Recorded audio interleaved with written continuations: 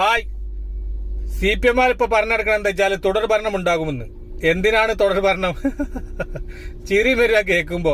കുറെ ചാനലുകാരുണ്ട്, കുറെ CPM cyber പോരാളികള്, പിന്നെ പല സോഷ്യൽ മീഡിയയിലും തുടർ ഭരണം ഉണ്ടാകും, കോൺഗ്രസ് ഒന്നുമല്ലാന്ന്. കാക്ക് ഇങ്ങ് തോന്നുക കേരളത്തിലെ ജനങ്ങൾ ബംഗാളികളൊന്നല്ല നിങ്ങൾക്ക് തുടർച്ചയായി ഭരണം തരാന്.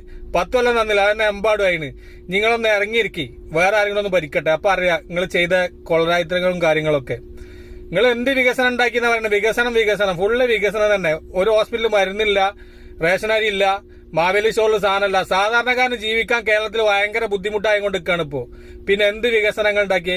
പിന്നെ കുറച്ച് ഞാനൂല് കോൺഗ്രസ്സുകാരുണ്ട്, എന്തെങ്കിലും നക്കാപ്പിച്ച വാങ്ങിയിട്ട് പിന്നെ CPM ഭരണം നമ്പർ 1 ആണ്, ഒലക്കന്റെ മൂടാന്നൊക്കെ പറഞ്ഞു. ഓലക്ക എന്താ വെച്ചാല് കോൺഗ്രസിൽ ചെറുപ്പം മുതലേ അധ്വാനിച്ച് ഒരു രാഷ്ട്രീയ പ്രവർത്തകനായ അല്ല ഓനൊന്നും.